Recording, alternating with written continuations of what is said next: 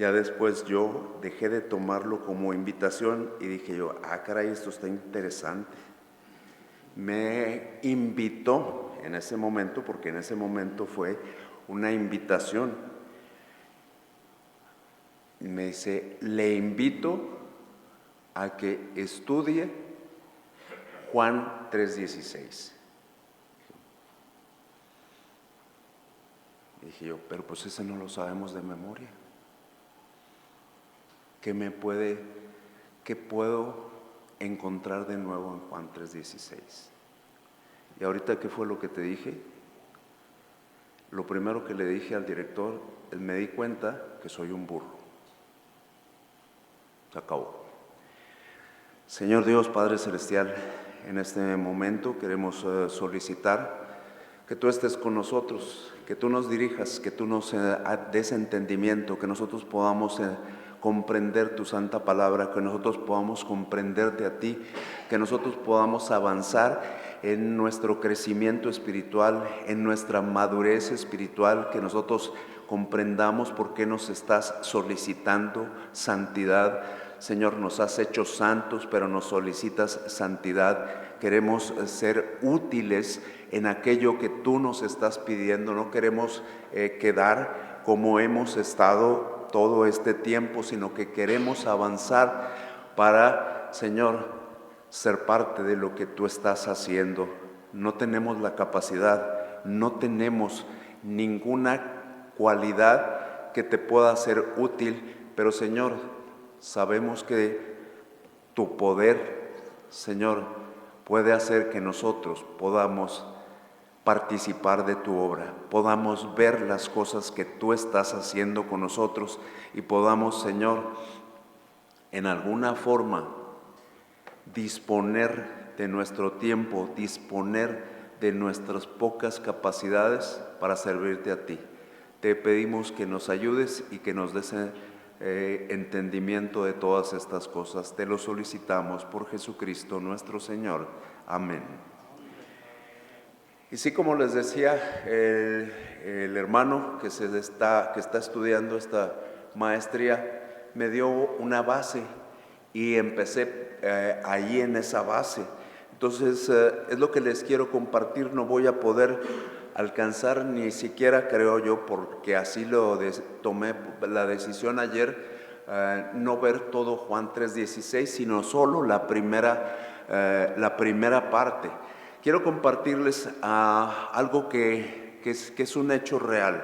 Es un hecho real. Allá por 1870, yo sé que ninguno estaba ahí, pero en 1870 un grupo de arqueólogos se encontraba en Egipto, y en Egipto ellos descubrieron un obelisco de gigante de granito rojo allí en Egipto. Se sorprendieron, lo limpiaron perfectamente, lo detallaron y dijeron, esto merece ser un regalo para la reina. Esto merece ser un regalo para el imperio. Entonces le pusieron un nombre, le pusieron la aguja de Cleopatra. Lo pueden buscar en internet y está ahí, está colocado en Inglaterra, en Londres. Lo pusieron junto al río Támesis, y cuando lo iban a colocar decidieron hacer esto. Pusieron una base y en esa base pusieron una cavidad donde como las que hemos visto, una cápsula del tiempo. Ahí por la Iglesia Bautista Fundamental Monte Sinaí, dentro de algunos años se van a encontrar un tenis mío. Se me quedó, estaban poniendo la calle de concreto, yo me metí y ahí se me quedó mi tenis. Entonces esperemos que antes de que el Señor Jesús venga puedan encontrar mi tenis. Pero bueno, ahí debajo de la aguja de Cleopatra, ¿qué metieron? Monedas. A todos se nos ocurren monedas, billetes, muñecas, vestidos, periódicos, libros, y decidieron poner un versículo bíblico. Y estaban varios expertos ahí y dijeron, ¿cuál versículo bíblico ponemos? Como buenos bautistas nombraron un comité. Dijeron, vamos a seleccionar el mejor versículo de la Biblia.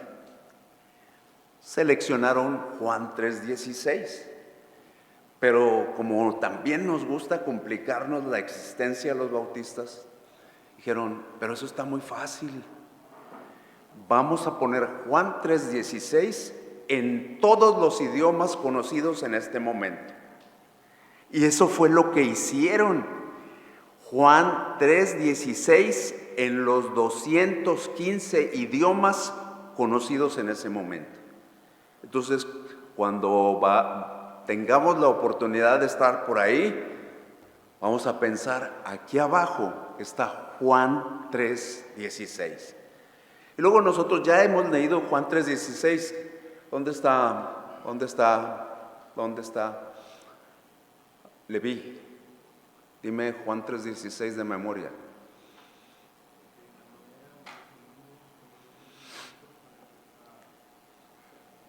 ¿Para qué? Eso, muy bien. Entonces nosotros estamos ahí, pero nosotros queremos sacarle jugo a esto. ¿Cuál es la fuerza de estos versículos? Nosotros decimos, ¿cuál es la verdadera fuerza de estos versículos? Y no solamente el 3:16, sino todo lo que podríamos encontrar en el capítulo 3. La verdadera fuerza es demostrar la necesidad del nuevo nacimiento como algo vital en la vida de cualquier persona. Esa es la fuerza que tiene. También vemos en esto que en Juan 3 el ofrecimiento que está haciendo Dios para cubrir esa necesidad que tenemos. Dios está haciendo un ofrecimiento y Dios espera una respuesta humana. Nosotros podemos ir un poquito más adelante. Vayamos a Juan 20, los versículos 30 y 31. Ustedes los van a leer. Yo les voy a decir la parte que yo consideré más importante, pero necesito que lo tengan y lo lean. Ya lo tienen. Es otra de esas partes que no sabemos de memoria. Está casi concluyendo este evangelio y dice por ahí, estas se han escrito para que creáis que Jesús es el Cristo. Esto que está en Juan tiene un solo propósito, que nosotros creamos que Jesús es el Cristo. Cuando nosotros vemos esta esencia, este centro, esta médula, nosotros nos cuestionamos, ¿he respondido yo correctamente al ofrecimiento de Dios? Intelectualmente yo puedo decir, sí he respondido correctamente. Pero ahorita nos decían algo muy claro, Daniel que no puede hablar y su ayuda idónea que sí habla. Nos decía, es que no solo es aquí, sino también la acción. Y uno se pregunta, esto no lo traigo escrito, entonces ¿por qué no actuamos como si esto estuviera conectado? ¿Por qué no actuamos así? ¿He respondido al ofrecimiento de Dios correctamente? Nos damos cuenta cuando hemos leído todo esto, cuando nos sabemos de memoria, ya nos lo demostró un joven acá, que Dios es un Padre bondadoso y amoroso, que muestra su amor continuamente en nosotros y a través de nosotros. En nosotros es la parte más sencilla y es la parte que más disfrutamos. Pero a través de nosotros, esta es la parte importante. Estoy yo permitiendo que su amor, el amor de Dios, se muestre a través de mi vida? ¿Estás tú permitiendo que el amor de Dios se muestre a través de tu vida para con los que te rodean? No solamente para con el que está junto a ti, sino más allá. Juan 3:16 es el versículo más conocido de toda la Biblia. El primero que aprendimos, el último que vamos a olvidar, muy posiblemente. Este solo versículo ha traído miles y miles y miles de personas a los pies de Jesucristo. Un cristiano bautista que murió en 1963, de esos que ahora les decimos, sí, nada más que ellos los asociamos y decimos, ellos son así. Pero vean sus palabras antes de decir quién es. Juan 3:16 es el evangelio en términos superlativos. Juan 3:16 es el evangelio en términos superlativos. El nombre es un nombre gringo, Herschel Hobbs. Él fue presidente de la Convención Nacional Bautista Convención Bautista del Sur de los Estados Unidos. Y nosotros, como somos prejuiciosos, diríamos, un bautista liberal. No, es un hombre que leía la Biblia. Es un hombre que leía la Biblia y es un hombre que dijo, esto es el evangelio. Martín Lutero no es de los nuestros, pero él dijo la Biblia en pequeño. Ahorita vamos a ver algo en relación con esto, la Biblia en pequeño. Archibald Robertson, ese experto en el griego, el pequeño evangelio, el evangelio completo, pero en pequeño. El monte Everest de la Escritura, lo que sobresale, lo que resalta, lo que es visible, lo que no podemos ocultar. Y a través de todo esto nosotros podemos decir, si todos los versículos de la Biblia se perdieran, todos los versículos de la Biblia, le podría preguntar a la hermana Yare cuántos versículos tiene la Biblia y ella me diría. Si todos los demás se perdieran y solo nos quedara Juan 3:16, tendríamos la Biblia completa. Vamos a darnos cuenta por qué. Juan 3:16 aborda, decía el maestro de los adultos, ideologías modernas y las contrarresta. Vamos a ver cuáles de esas ideologías. Porque de tal manera amó Dios, esto está respondiendo al ateísmo. Existe Dios, existe totalmente. Y continuamos, amó Dios al mundo, responde al fatalismo que sostiene que Dios es una fuerza impersonal, que Dios no existe, que es una energía, y lo hemos escuchado. Al mundo, nosotros separamos eso al mundo y decimos, Dios no hace acepción de personas, Dios no es nacionalista, Dios es universal, Dios no ama solamente a un grupo de personas, como ahora es la corriente de moda, solo a ustedes. Y luego nosotros le seguimos leyendo, seguimos recordando Juan 3:16, porque es lo único que estamos haciendo, recordando lo que sabemos, que dio. Eso es una respuesta clara, contundente y evidente al materialismo. Dio. El materialismo es más gratificante recibir, pero Dios no es materialista. Dios dio. Entonces esto nos da una respuesta a esas ideas actuales. Su Hijo unigénito. A los creyentes en el Islam solamente existe Alá. No hay ningún hijo.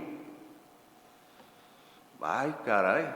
Pues ya es demasiado lo que trae Juan 3:16, para que todo aquel que en él cree, para que todo aquel que en él cree, así o con huevito y chorizo. Digo, es una respuesta clarísima. Eli, esta era la parte que quería quemarte, ahí te va. Eli se sorprende porque yo leo muchos libros de calvinistas. Se le estaba cayendo el pelo porque dijo, ¿lee libros de calvinistas? Sí, sí los leo, porque quiero saber dónde están mal. Bueno, aquí con la pura Biblia tenemos, para que todo aquel que en él cree, eso responde al calvinismo. Yo no soy de los electos, pero soy salvo. Entonces yo no fui predestinado, pero soy salvo. Cristo no murió solo por unos, Cristo murió por todos. Sigue el versículo, en él. Porque el pluralismo dice, todas las cocas son iguales. Todos los refrescos de cola son iguales. Es decir, los de abajo, los de allá y los de allá, da lo mismo a donde vayas. No, a quien tenemos que ir es a Cristo. No se pierda. Hay quienes piensan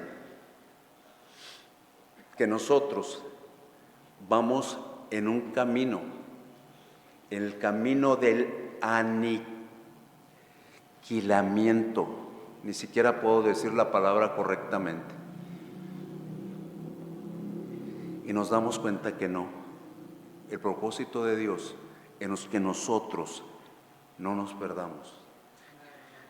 Ellos creen que no existe infierno, que solamente vamos a la tumba y ahí se acabó todo.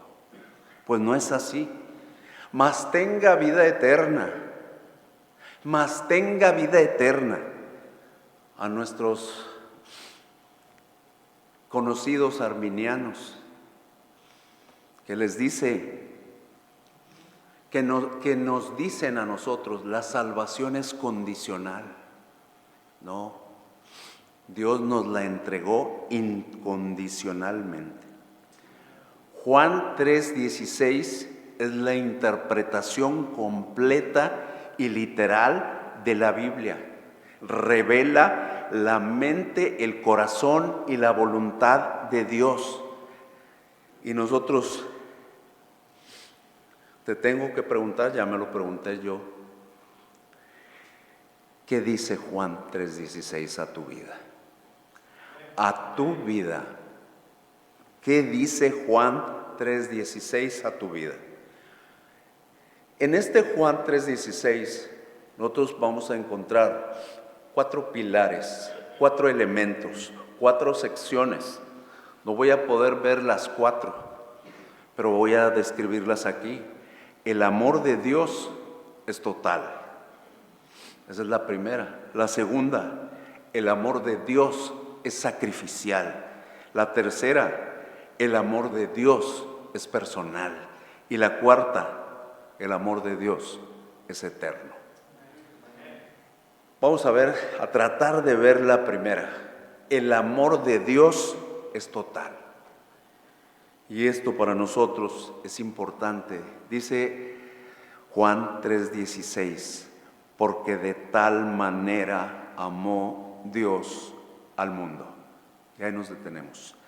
Porque de tal manera amó Dios al mundo. El verbo central que nosotros encontramos aquí, el verbo principal es amó. Nosotros recordamos porque nos hemos puesto a estudiar la Biblia en lugar de disfrutar como está, y nos hemos metido en mucho estudio.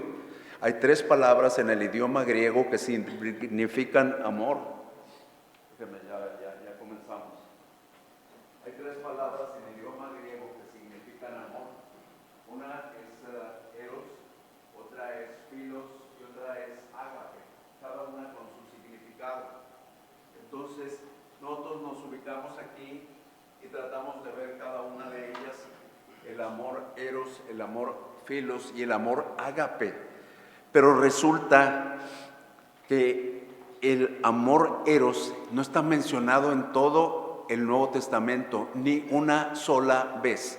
Es el amor entre un hombre y una mujer. No está mencionado, no está descrito.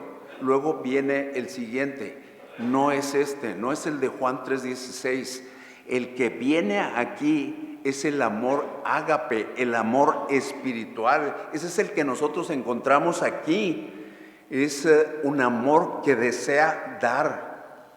Y aquí nos encontramos muchas cosas, podemos recordar muchas cosas aquí.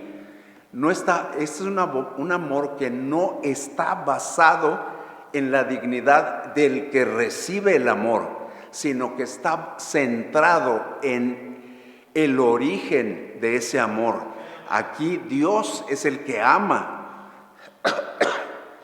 Y en relación con el amor necesitamos ver 4 aspectos: causa, calidad, cuantía y centro. La causa. Necesitamos atender el origen de este amor, es Dios. Dios es el origen de este amor espiritual. Un Dios que ama, que era completamente desconocido a los paganos. Y nos centramos y decimos, qué increíble. Porque nadie conocía a un Dios amoroso. Y nosotros tenemos a ese Dios amoroso. Nosotros recordamos 1 de Juan 4:8. Dice, el que no ama no ha conocido a Dios, porque Dios es amor. Y nosotros pensamos muchas cosas en relación con Dios. Dios es omnipresente, Él está en todas partes. Dios es omnipotente, Él puede hacer lo que Él quiere. Dios es omnisciente, Él conoce todas las cosas. Pero encima de todo, y en relación con nosotros, Dios es amor. Dios es amor. Y eso ya nos hace dar una idea de que tenemos un Dios diferente, tenemos un Dios distinto, tenemos un Dios que es amor. Y nosotros pensamos, ¿y eso qué? Eso nos hace ir a la segunda parte, porque estamos ahí. Porque de tal manera amó Dios al mundo. Aquí encontramos la calidad de ese amor. ¿Qué encontramos en relación con la calidad de ese amor? Nos damos cuenta que hay abundancia. De tal manera amó, de tal manera, con tal intensidad, de una forma incondicional. Entonces nos hace ir y nos hace pensar y nos hace recordar Jeremías 31:3, donde Dios está diciendo claro a nuestras vidas. ¿Qué dice?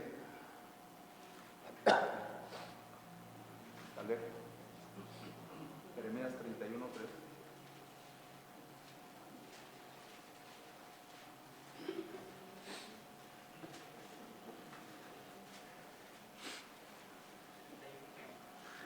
Tres.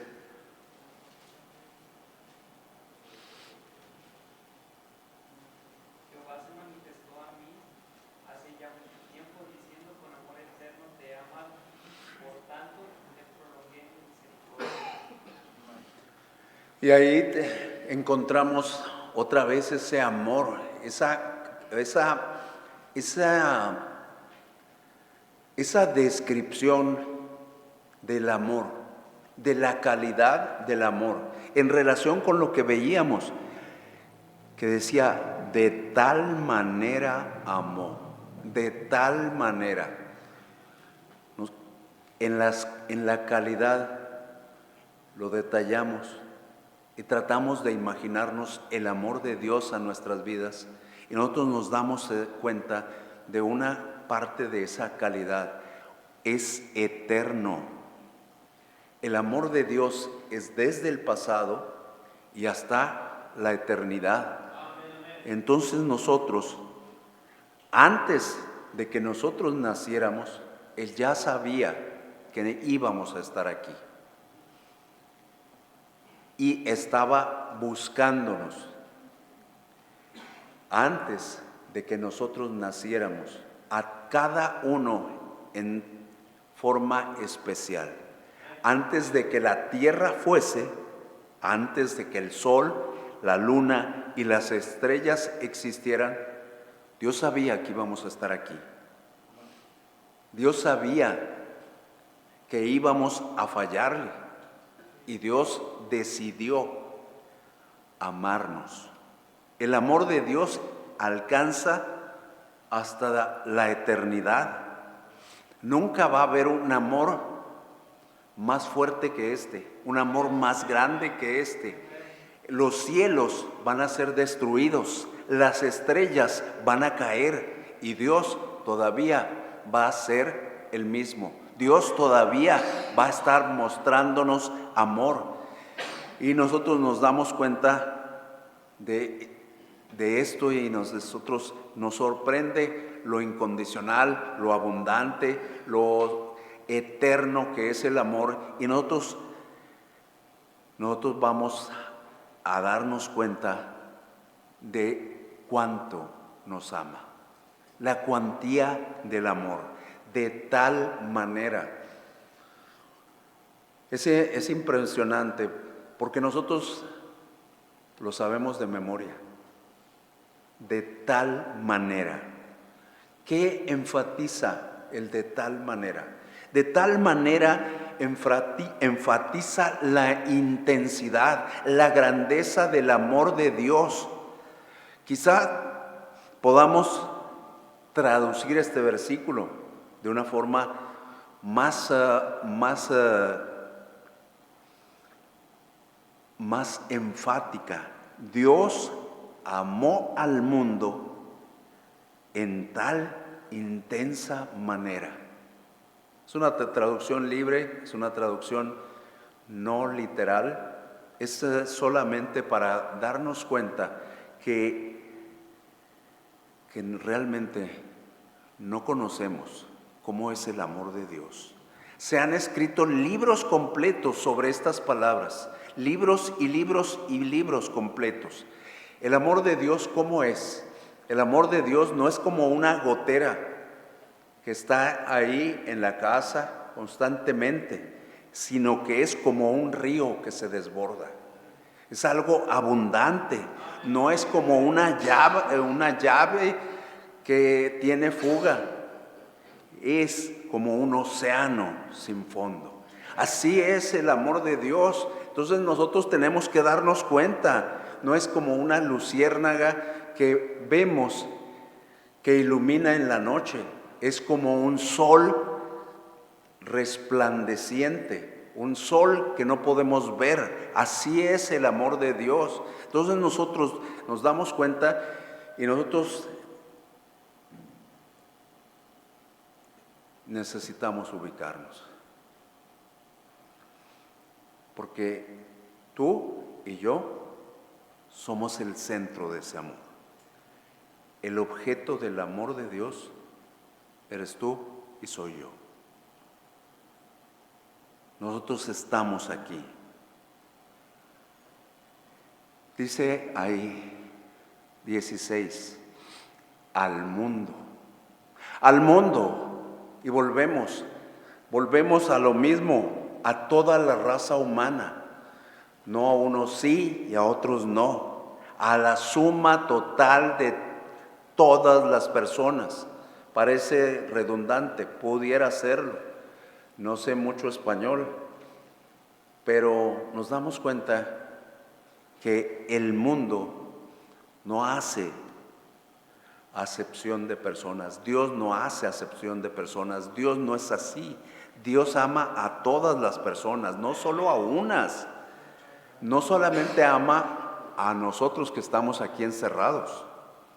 No solo ama a los creyentes, no solo ama a quienes vamos a compartir el Evangelio. ¿Por qué? Porque Dios no hace acepción de personas. Dice Gálatas 2:6 y varios versículos más lo dicen. Entonces, Dios ama a todo el mundo. Pero eso, puede ser que eso no te conmueva. Pero tenemos que mover ese pensamiento un poquito más hacia adelante, más cerca. Dios te ama y lo vamos a Efesios 5:25, la segunda parte. La primera parte no la voy a usar así, aquí, aunque lo podemos leer todo, Diego.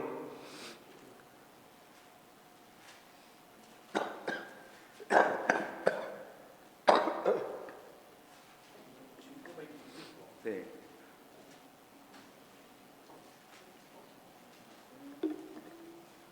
Maridos, amad a vuestras mujeres, así como Cristo amó a la iglesia y se entregó a sí mismo por ella. Entonces ya lo estamos, el Dios es amor, el Dios no hace acepción de personas, eso nos queda medianamente claro, pero lo empezamos a hacer más cercano y nos damos cuenta que Cristo amó a la iglesia y se entregó a sí mismo por ella. Eso es lo que nosotros vemos y nosotros nos damos cuenta que cuando lo pensamos en individual, cuando lo pensamos en algo personal, a ver,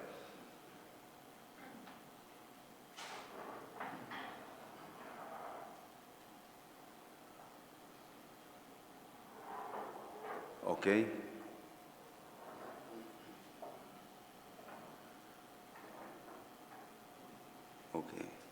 ya no sé dónde iba, pero por ahí iba.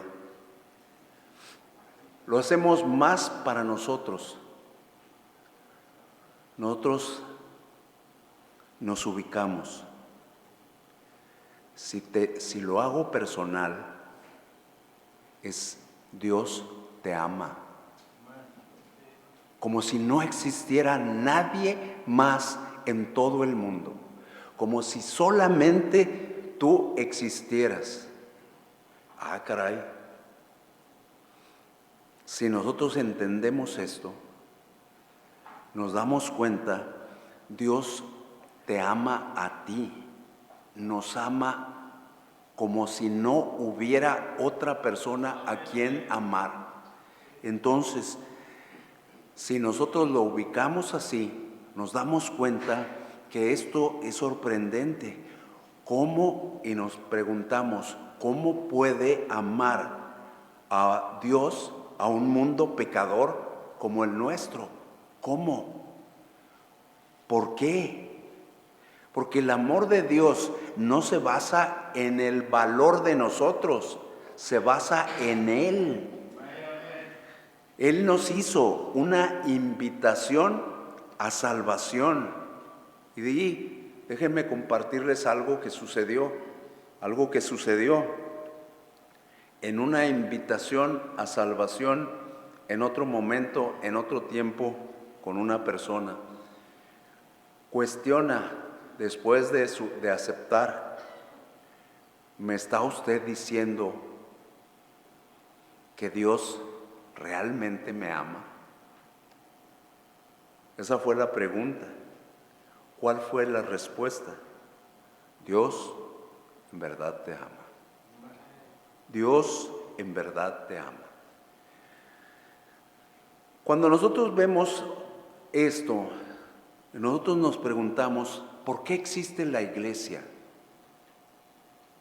¿Por qué existe la iglesia? ¿Por qué nuevas iglesias? ¿Por qué apoyar misioneros? ¿Para qué? ¿Por qué salir a compartir el Evangelio? ¿Por qué apoyar misiones?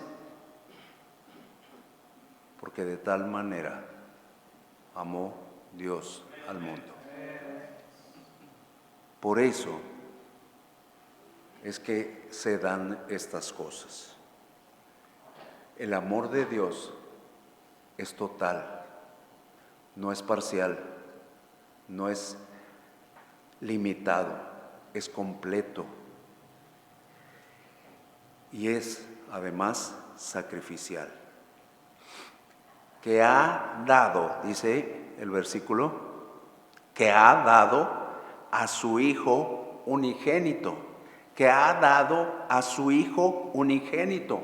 Dios amó tan intensamente al mundo que como resultado dio a su Hijo. Y nosotros tenemos que ubicarnos en esto. El amor da. El amor es algo que siempre da. Es como la naturaleza del fuego. ¿Cuál es la naturaleza? ¿Qué hace el fuego? Mande. Se expande, quema lo que hay a su alrededor. Es como la naturaleza de la luz. La luz alumbra. La naturaleza del amor es dar. Nosotros tenemos que entender esto. Yo puedo dar y no amar, pero no puedo amar sin dar. Entonces, vamos a ver, en relación con el amor de Dios, tres cosas, tres áreas importantes. Una es la decisiva, la definitiva y la distintiva. La decisiva, el amor es una decisión.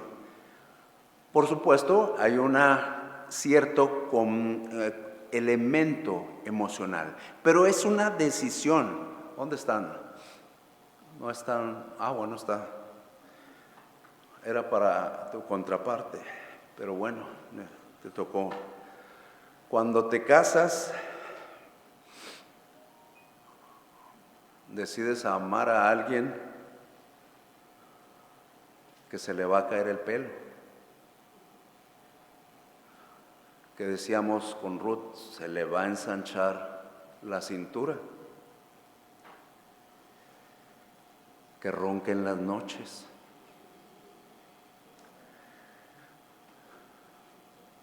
Cuyos dientes a lo mejor se caen. Con posibles malos hábitos. Que trae cargas emocionales. Ahorita veíamos a María, que trae cargas emocionales. Que está arrastrando una sombra, dice un libro, que arrastra una sombra y la trae, y la trae, y la trae. Rasgos irritantes que van a entrar en esa relación. Y sin embargo, el amor es una decisión. Es una decisión y nos damos cuenta de esto. Esto es importante cuando nosotros nos ubicamos. Si nosotros vemos estas decisiones, estas son muy humanas y nosotros tenemos que, nos sorprendemos de que sí es cierto, pero cuando vemos el amor de Dios todavía es más sorprendente que haya decidido amarnos, siendo como somos, siendo de la clase que somos. ¿Por qué nos amó? Nosotros no lo estábamos buscando, nosotros no queríamos encontrarlo, nosotros hicimos lo posible por escapar y rehuimos y rechazamos. Y Él siguió mostrándonos amor, siguió y siguió y siguió. ¿Por qué? Porque Él había tomado una decisión, amar. Esta decisión es definitiva. ¿Por qué decimos que es definitiva? Porque hubo una resolución. Los voy a amar a pesar de que ellos no me amen. Él dio. Él dio. Él nos amó a nosotros y envió a su Hijo. 1 Juan 4:10. nos amó a nosotros y envió a su Hijo. ¿Y qué nos sorprende ahí? Que envió a su Hijo compasivamente, de una manera portentosa y amorosa, y con una misión: buscar y salvar lo que se había perdido. Entonces, cuando nosotros nos damos cuenta, es como imaginar, tenemos que imaginar. Aquí voy a apelar a la imaginación, sabiendo Dios que la humanidad iba a pecar, que iba a necesitar un Salvador. Él empieza a buscar entre las criaturas creadas. Vio posiblemente querubines, vio posiblemente serafines. Dijo: no, estos no lo hacen, ninguno de estos. Vio a los ángeles, arcángeles. Dice: ninguno de estos es suficientemente bueno. Y en ese momento su mirada se centra en su Hijo. Él es lo que se necesita. Y Él baja a este mundo impío para nacer. Y nosotros nos ubicamos, que necesitamos ubicar muchas cosas. Necesitamos, si hubiese sido por nuestra imaginación, entender cómo es posible que el Dios de este universo naciera en un pesebre maloliente. ¿Cómo es posible que el Dios de este universo viviera en un pueblito sin importancia, que trabajara como un carpintero? ¿Cómo es posible que fuese rechazado por el mundo? ¿Cómo es posible que fuese clavado sobre un madero? Dios dio a su Hijo de manera definitiva. Primero fue por una decisión, y segundo, lo dio sabiendo lo que iba a suceder. Y esto que iba a suceder fue algo distintivo. Fue distinto a cualquier cosa que pudiésemos imaginar. Entonces, todo comienza con el unigénito. La expresión unigénito podríamos traducirlo único de su clase. Y nosotros nos damos cuenta, aquí nos damos cuenta que el nacimiento biológico de un ser es un milagro. Es un milagro. Ahora, el nacimiento de Cristo fue algo sorprendente. Sorprendente. Primera de Timoteo 3:16.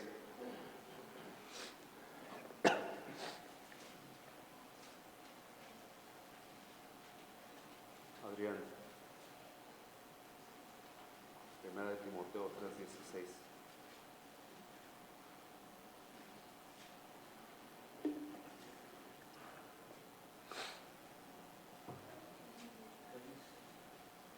Nomás la primera parte. ¿Ya, Adrián?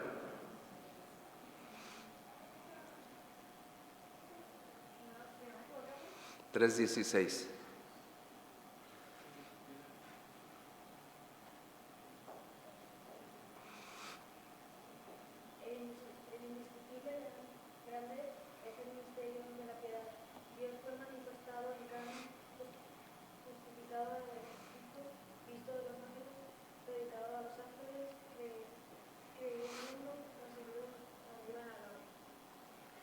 Pero mira, gracias Adrián, puedes tomar tu asiento. Esta es la parte sorprendente. Dios fue manifestado en carne. Dios fue manifestado en carne. Cuando Jesús nació, Dios se hizo carne. Y nosotros hemos simplificado mucho eso. No hemos dado el entendimiento total para esto que está sucediendo. El infinito se hizo infante, el creador se sujetó a la creación, Dios estaba en un pesebre. ¿Quién de nosotros puede entender eso?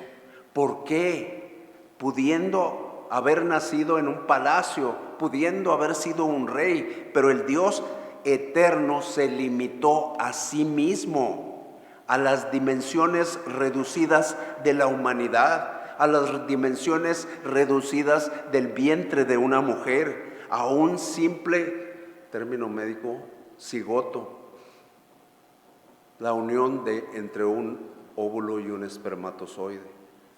A eso se redujo Dios. Hay un aspecto distintivo en el nacimiento de Jesús. ¿Y el nacimiento virginal era necesario? Sí, porque si no hubiese habido pecado, y era esencial que naciera sin pecado. Y nos damos cuenta de lo magnífico que sucedió. Dios lo colocó con un carpintero, con una muchacha judía humilde, en un pesebre, en medio de un establo con animales. Lo anunció a pastores y con todo los magos acudieron. Dios dio a su Hijo de una forma increíble. Y nosotros, este es tuyo, Diego, este es tuyo. Romanos 8:32. Tú eres el de los romanos. Estamos tratando de pensar esto, que Dios dio a su Hijo, Dios dio a su Hijo, Dios dio a su Hijo, Dios dio a su Hijo. Y estamos tratando de analizar cómo es que Dios dio a su Hijo. 8:32. El que no escatimó a su propio Hijo, sino que lo entregó por todos nosotros, ¿cómo no nos dará también con él todas las cosas? No escatimó ni a su propio Hijo. Dios dio a su Hijo al mundo, y Dios dio a su Hijo por el mundo. Son dos cosas que nosotros, si nosotros revisamos, lo dio al mundo, pero lo dio por el mundo.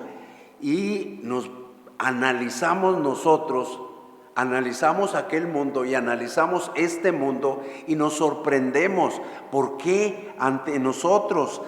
Y nos ubicamos, aunque lo acabamos de ver, permítanme, pero ¿para qué fue flagelado? Y nosotros nos sorprendemos. Para eso fue dado Jesucristo. Y nosotros nos ubicamos. Jesús no fue azotado según la costumbre judía. La costumbre judía, 39 azotes, 13 en cada hombro, 13 en la espalda. Pero esa es la costumbre judía. Fue entregado a los romanos. ¿Y cómo era el sacrificio con los romanos? La costumbre romana era debilitar hasta casi la muerte, debilitar hasta el dolor extremo, debilitar de una forma tan severa que casi desfallecían y algunos morían. Y nosotros leemos Isaías 56, di mi cuerpo a los heridores y mis mejillas a los que me mesaban la barba. No escondí mi rostro de injurias y de disputos.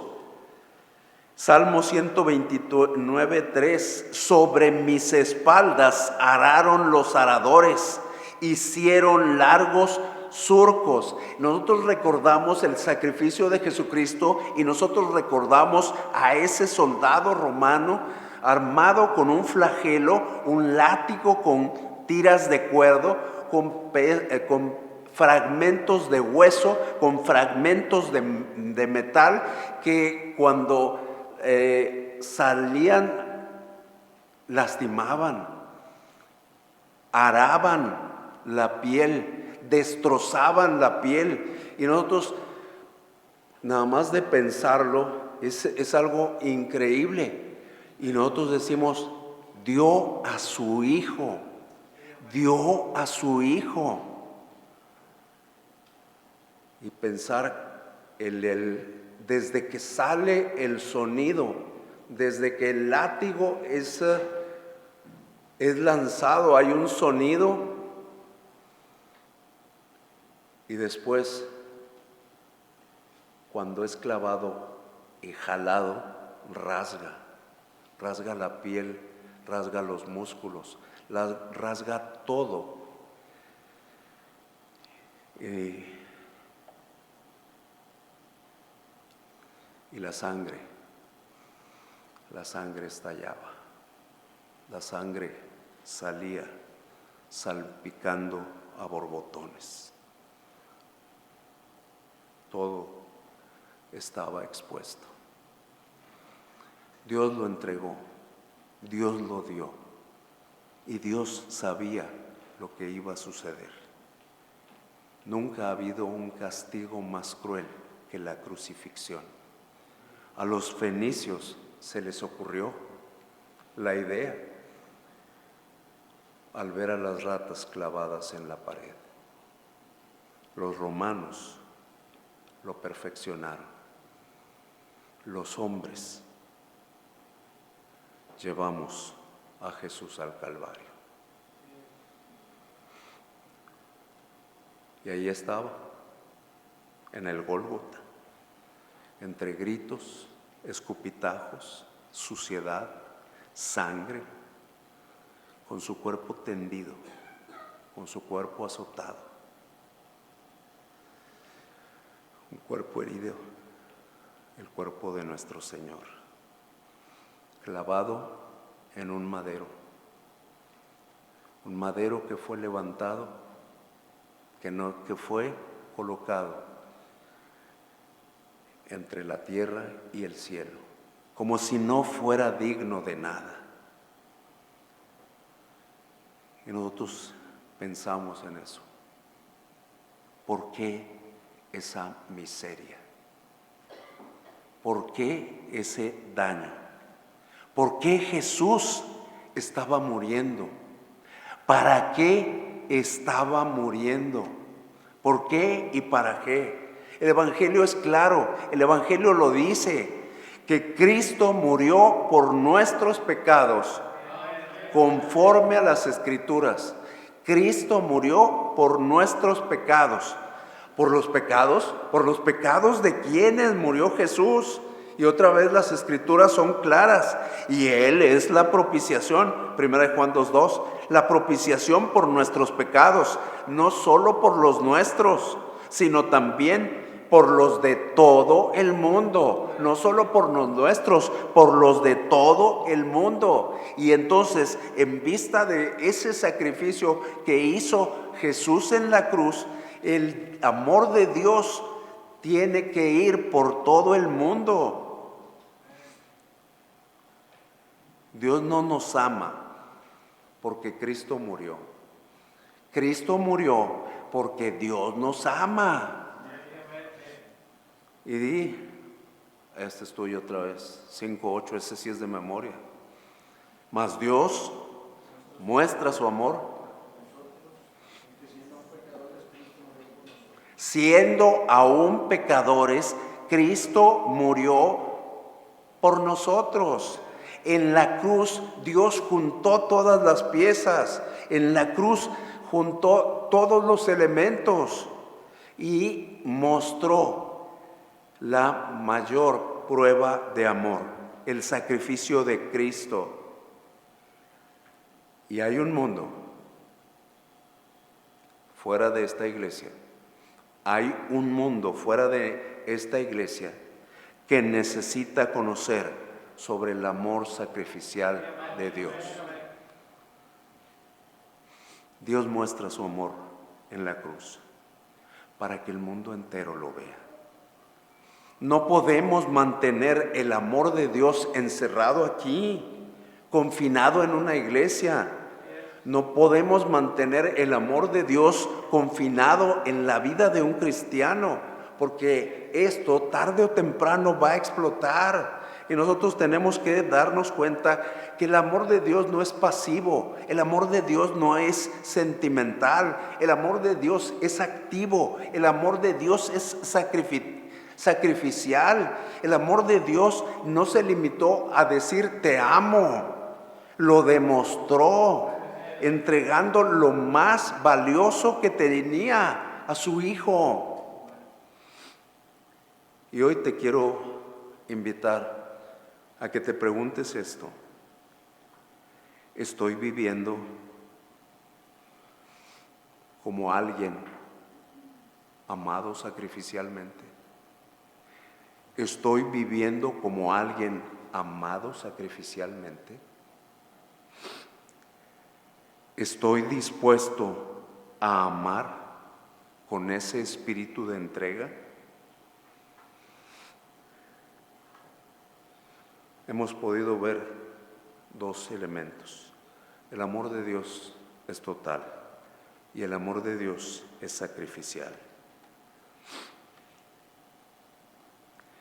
Y ante un amor tan total, inmerecido y sacrificial como el que Dios nos ha expresado en Juan 3:16, solo existe una respuesta lógica y espiritual.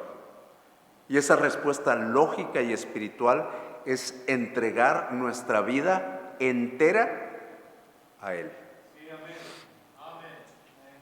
No se trata de pagarle, porque no podríamos pagar. Se trata de vivir agradecidos, rendidos y transformados por ese amor. Leyó Diego: si Dios no escatimó a su propio Hijo por mí, ¿cómo es que yo podría vivir como si eso no significara nada? Yo no puedo vivir como si eso no significó nada. Dios no escatimó a su propio Hijo. Y pensar en el sacrificio. El amor de Dios no exige de nosotros una perfección inmediata, pero sí una rendición sincera. Nos llama a confiar, a vivir con propósito, a amar como Él ama, a reflejar su santidad en todo lo que hacemos.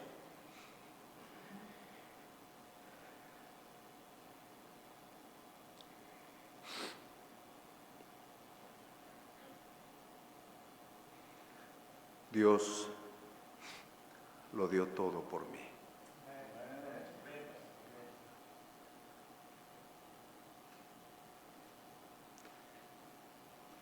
Dios lo dio todo por mí. Ahora,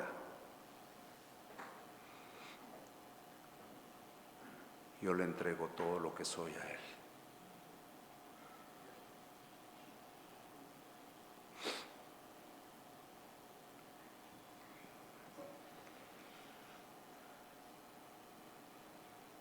Porque de tal manera amó Dios al mundo, que ha dado a su Hijo unigénito.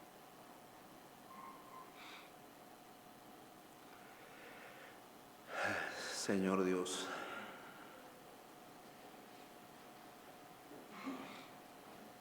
qué increíble amor. Qué increíble decisión que te hizo darnos de forma tan completa, que hizo que decidieras entregar a tu Hijo. en un sacrificio tan cruel, en un sacrificio tan inconcebible para la razón humana. Y Señor,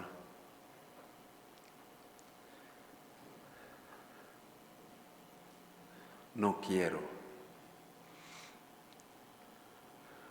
que pase el tiempo sin que tú me uses, sin que tú me lleves a compartir el mensaje de salvación a otros. Tengo Juan 3:16 y me has hecho pensar, si tú diste todo por mí, ¿qué voy a dar yo por ti?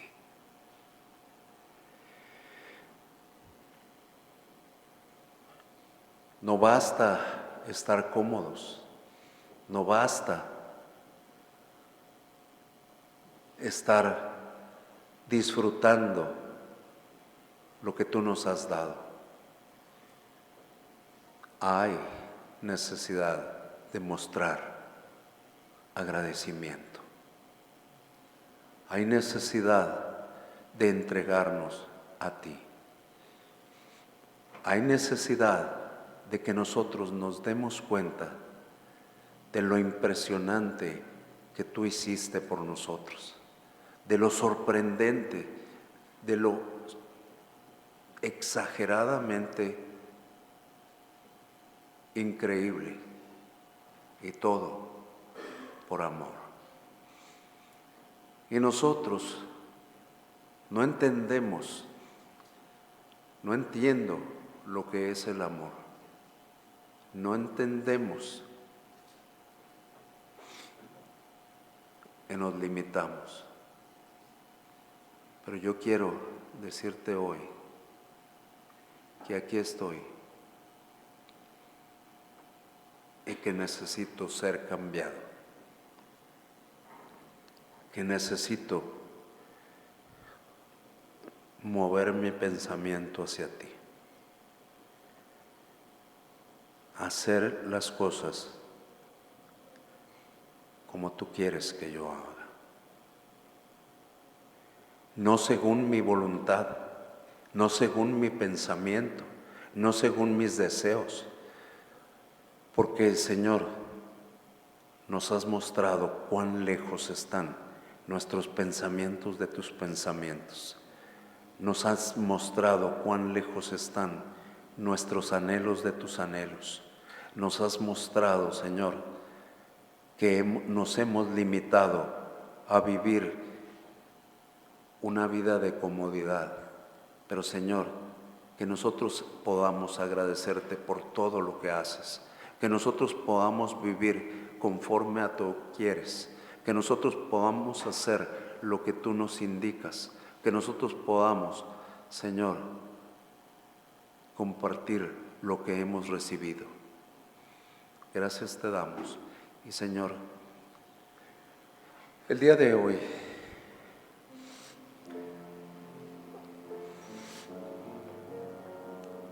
hoy tú nos has llamado. Tú nos has llamado a hacer un cambio.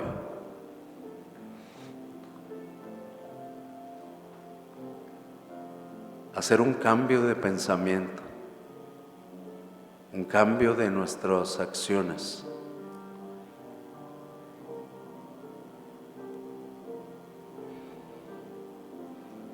Y Señor, yo me presento como alguien necesitado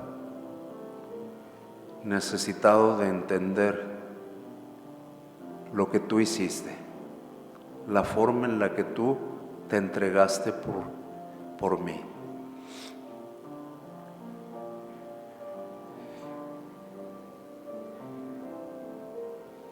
Y Señor, yo estoy seguro